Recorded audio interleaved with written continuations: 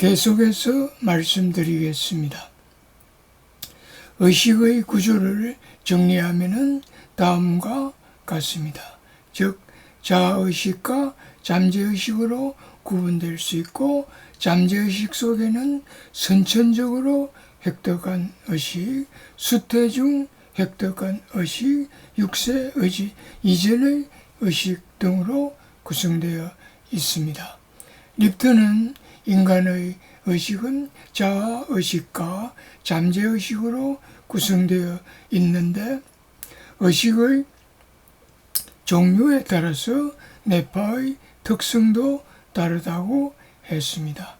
그래서 선천적으로 획득한 의식, 수태 중 획득한 의식, 그리고 육세 의식 이전의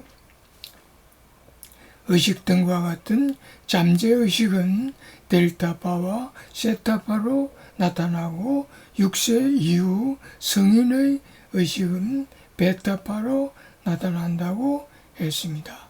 육세에서 성인으로 넘어가는 중간 시기에는 의식은 알파파로 나타난다고 했습니다. 나이에 따른 뇌파의 변화를 그림으로 표현하면 다음과 같습니다.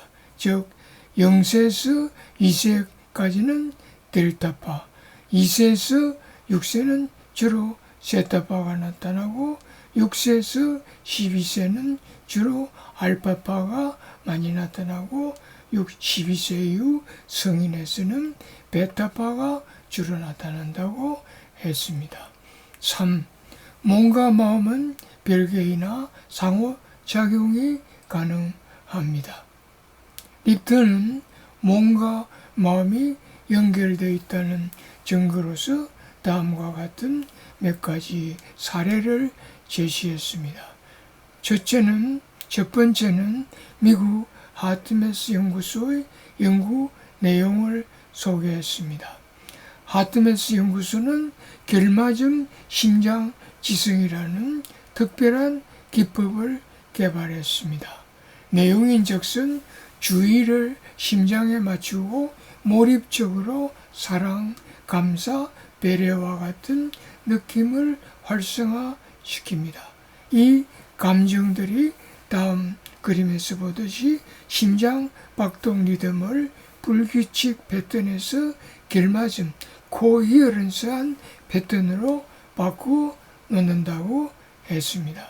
심장 박동이 불규칙한 상태에서 이런 결맞음 상태로 바뀌면 이 결맞음 신경 반응과 생화학적 반응이 야기되고, 나아가 신체의 모든 장기에 영향을 미친다고 하였습니다.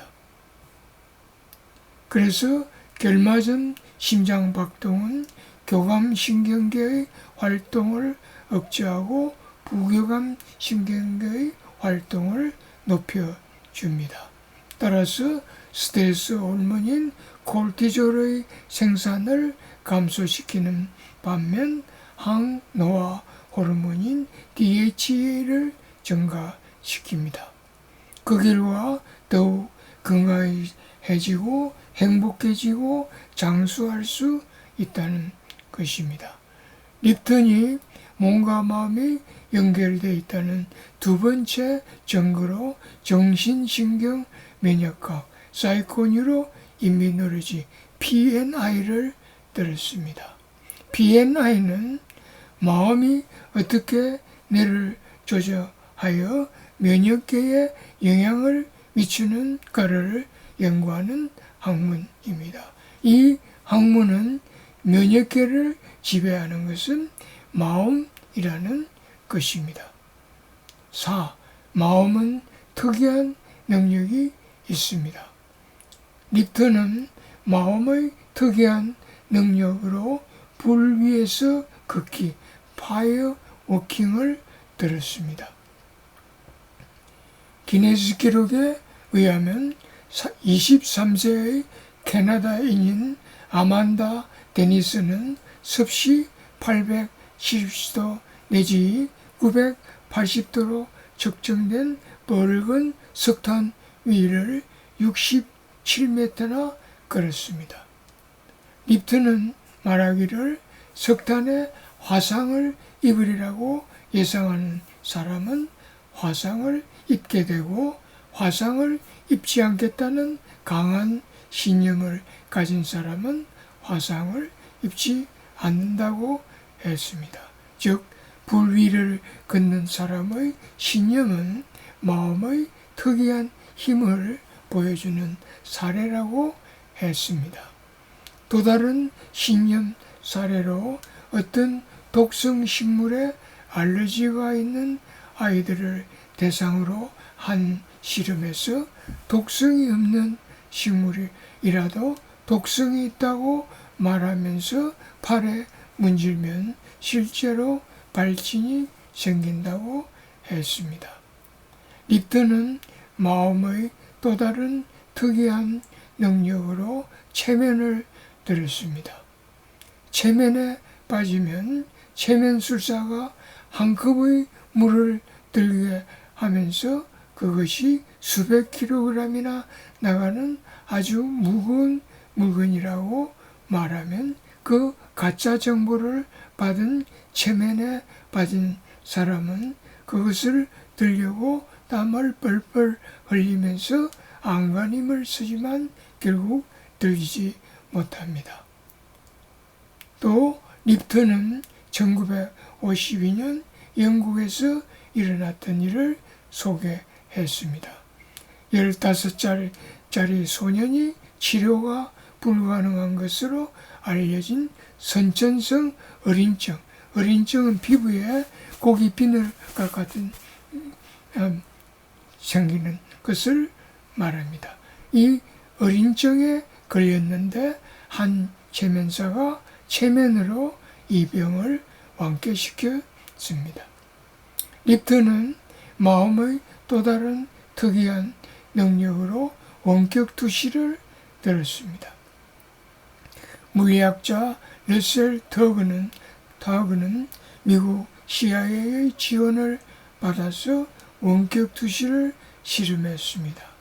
미국 CIA는 원격 투시를 이용하여 지구 반대편에 있는 적군의 시설을 염탐하는 것이 가능한가를 알고 싶었습니다. 원격 투시에 능숙한 사람에게 한 번도 가본 적이 없는 경도와 위도 좌표를 주었습니다. 비실험자는 깊은 명상 상태에 몰입하였습니다.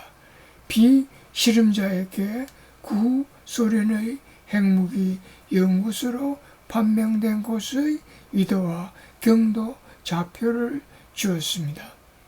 비실험자가 원격 투시에서 묘사한 내용은 위성 사진과 대조해 본 결과 놀랍게도 일치했습니다. 5. 마음은 다른 사람에게 전파가 가능합니다.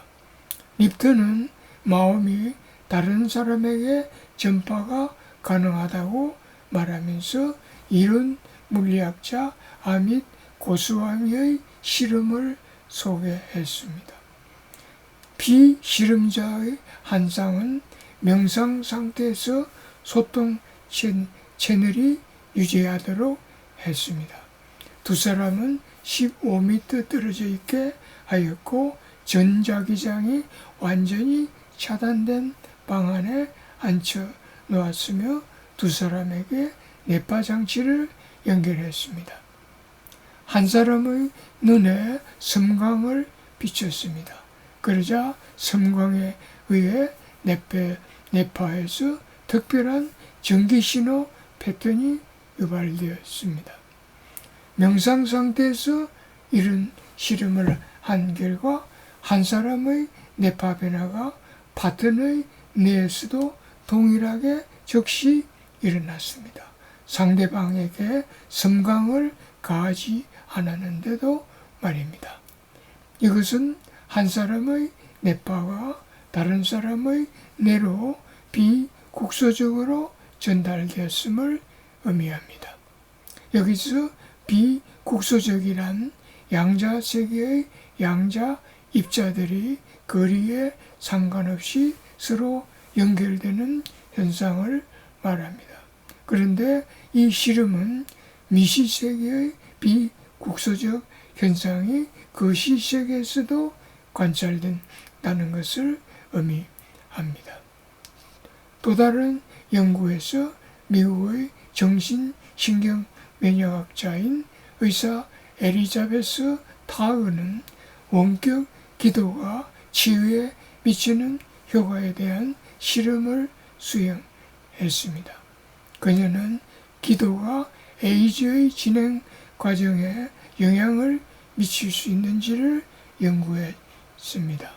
병의 진행 정도가 같은 에이즈 환자를 선발하여 기독교인으로부터 원주 및 주술가에 이르기까지 40명의 다양한 영성 치유사를 고용했습니다. 실험은 이중 맹금법으로 했습니다. 즉 치유사도 환자도 서로 누가 누구인지 모르게 진행했다는 뜻입니다.